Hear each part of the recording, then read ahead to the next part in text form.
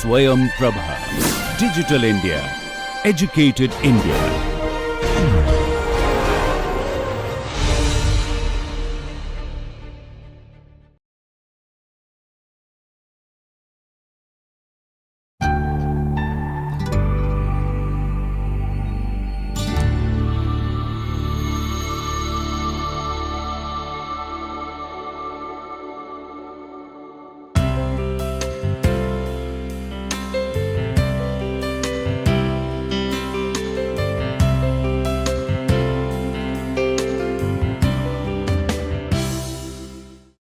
Welcome friends to our NPTEL MOOC module on health economics. We are in the final week where our focus is on the healthcare provisioning and their responsiveness, and which leads to the understanding of public health.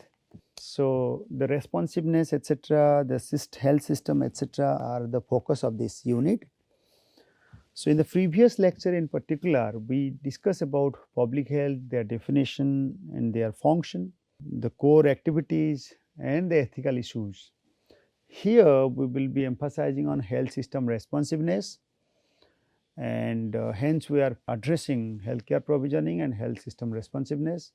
Under the following will be discussed step by step on components of HSR and demand and supply side impacts. Then what do you mean by health provisioning? We have to refer to the standard work of WHO of 2016. It states that all services pertaining to illness, diagnosis and treatment or the promotion, maintenance and restoration of health are the part of the category of healthcare provisioning. This includes both personal and non-personal health services. While in particular focusing on provision, it refers to how resources like cash, personnel, supplies and medications are brought together to enable the delivery of medical interventions as mentioned in the same work of WHO 2016.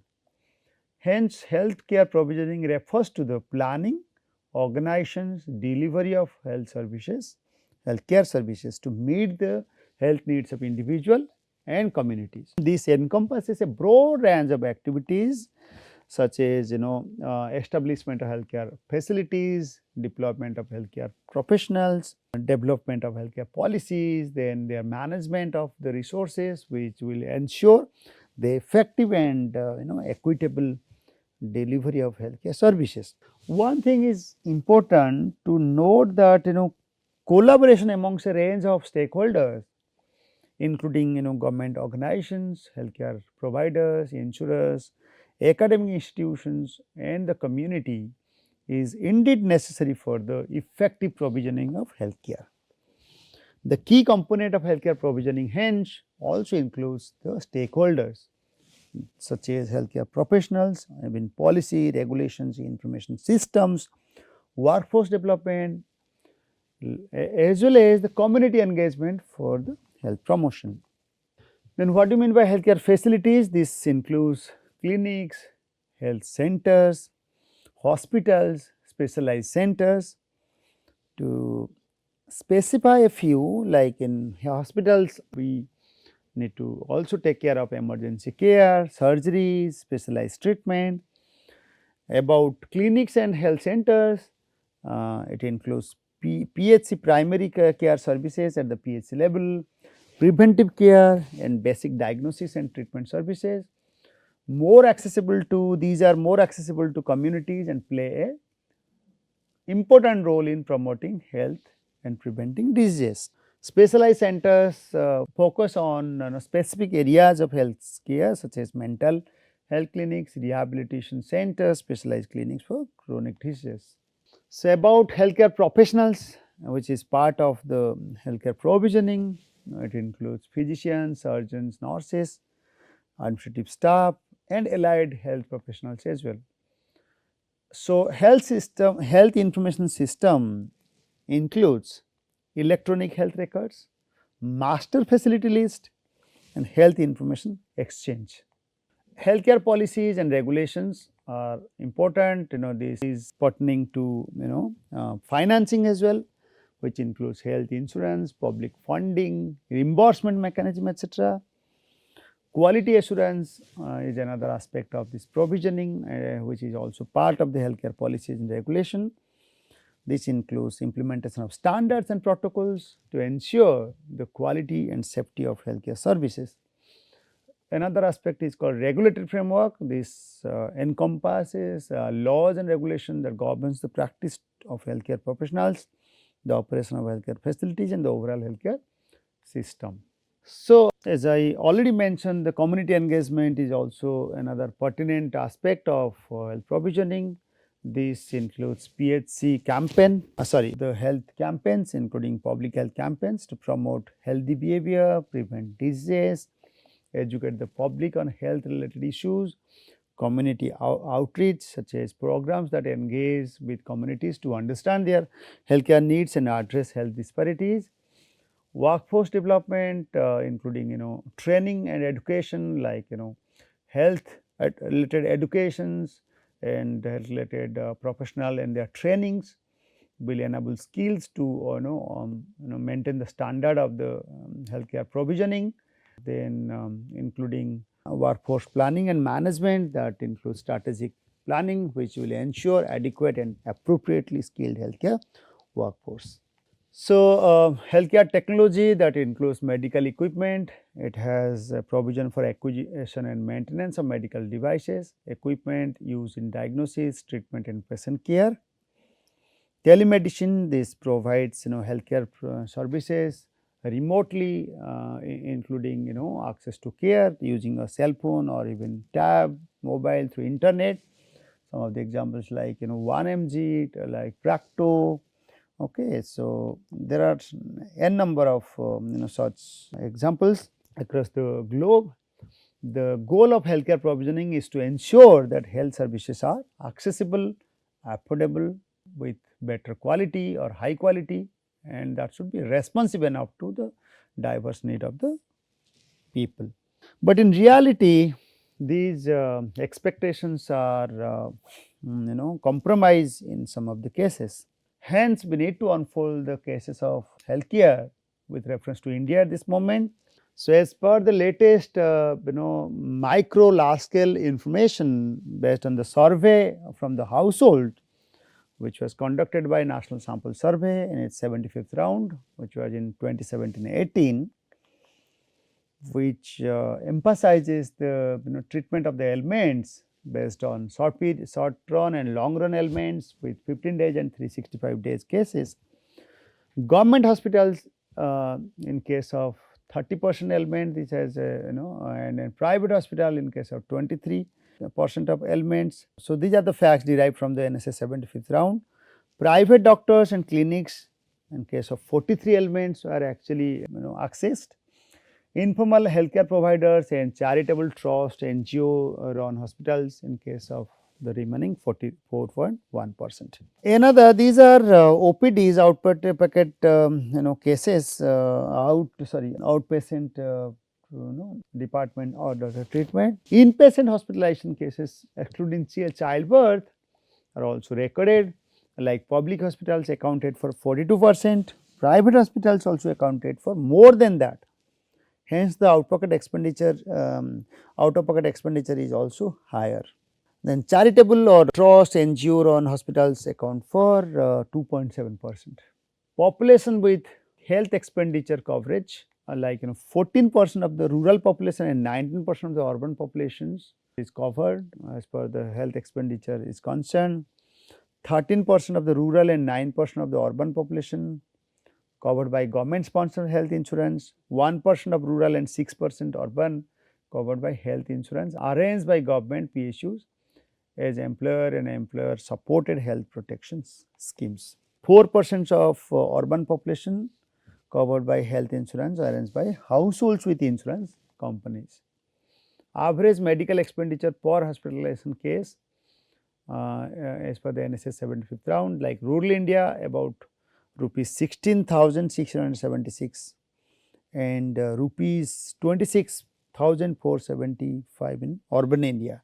That is average medical expenditure per hospitalization. You can refer to also national health accounts 2019 figure as well, which is the latest, and the government public hospitals and accountable for the average medical expenditure, that is of rupees 4,452 on the aggregate, which is of 4,290 in rural and 4,837 in urban areas.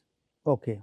Private hospital and their expenditure was about 31,845 rupees, and rural and urban decompositions are mentioned. We are directly referring to the official data. The high proportion of out of pocket expenditure OP in private care is the consequence of the effect of lack of public health provisioning.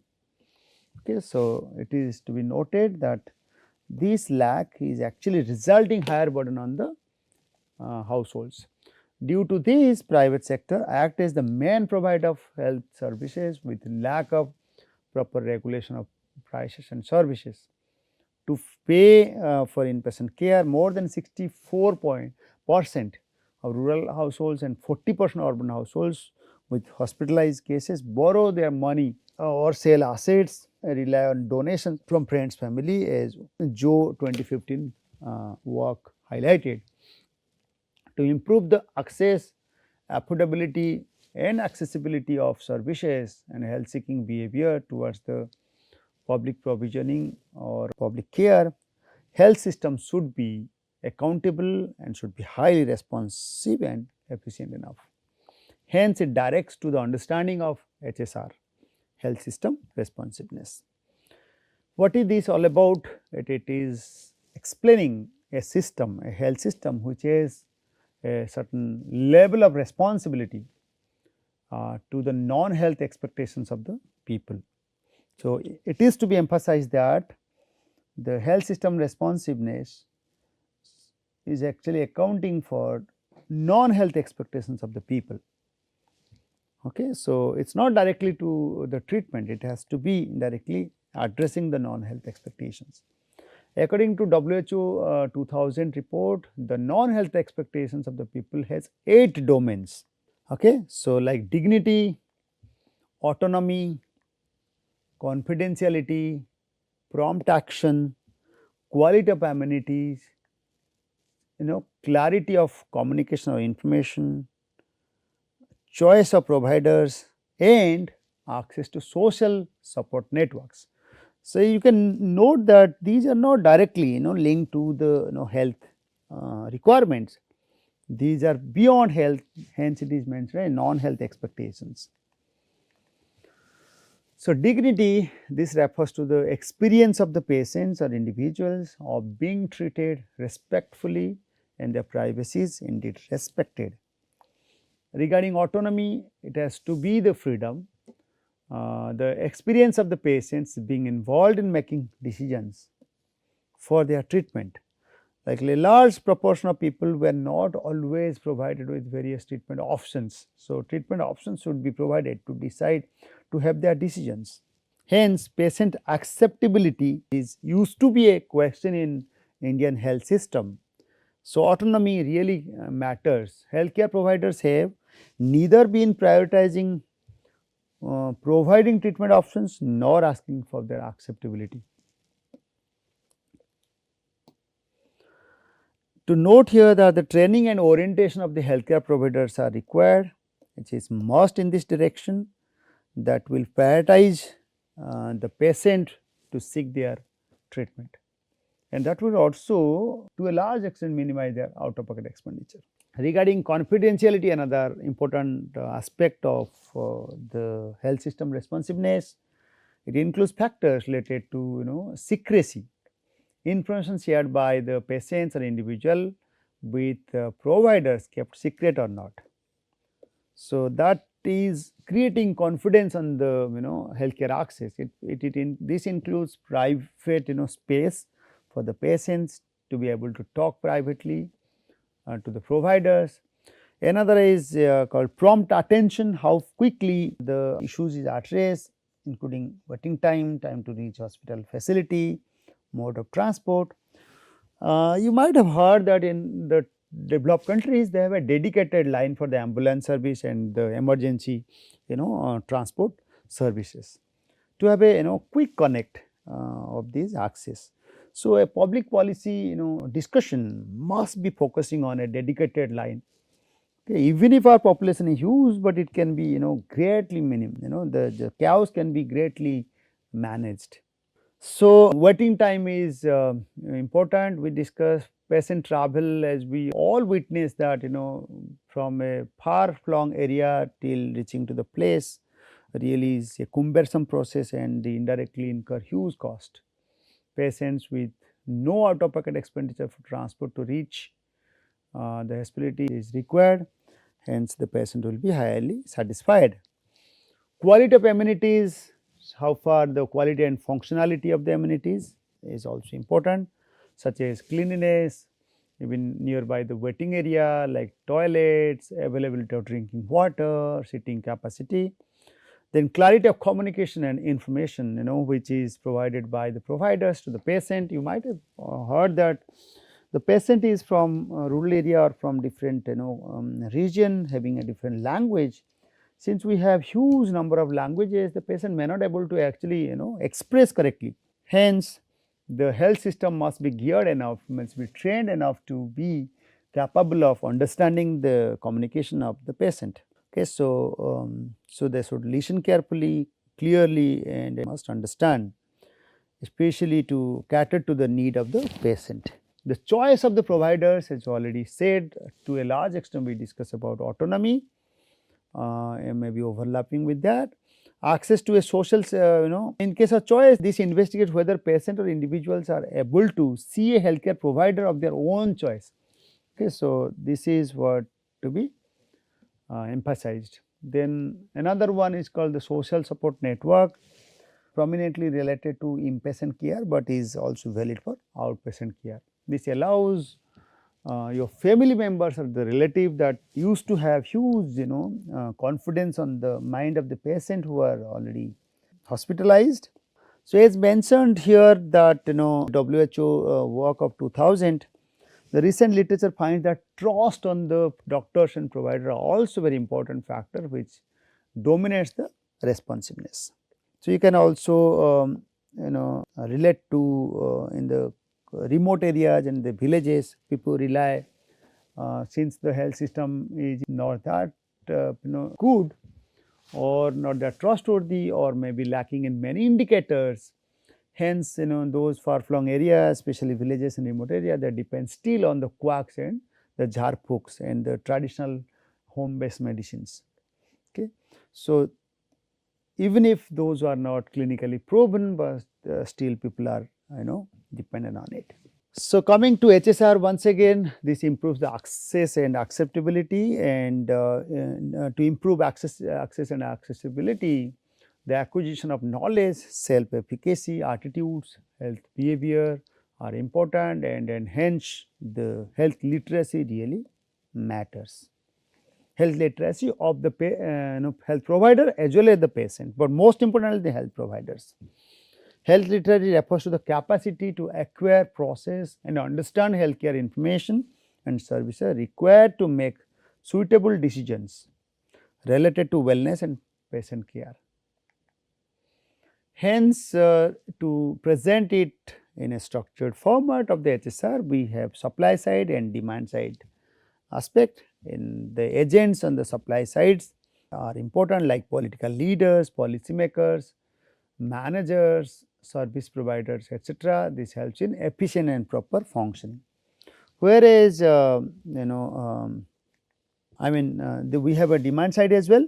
However, the agents of the supply side will help in health system efficiency through their various inputs, such as public financial management, decentralization, accountability, policy and regulations, health promotion. But it is quite unfortunate to see that these aspects as the inputs are usually geared off just before the election time, and just to claim as a popular measure, that's really unfortunate and might break the sanctity of the health system. Hence, to whom it should be blamed? The academician. It is the right of the academician and the policymakers to cross check how far these machineries are actually diluting the system. So, since at the forefront at the political leader, and political leader is considered to be rich enough in all directions, so especially education really matters. Okay. So, hence we need to discuss about public financing management, decentralization, accountability, public regulations, patient rights, empowerment and health promotion. So, uh, this leads to major impacts such as better quality, high quality, health behavior, financial protections, motivation of the health workers. Okay. On the demand front, it is the demand for health services is triggered mainly by three levels of the agents: community, family and individuals. So and these will have also specific characteristics. It is bearing with socio demographic characteristics, individual factors, accessibility related factors, even it has dimensions to political characteristics and health security.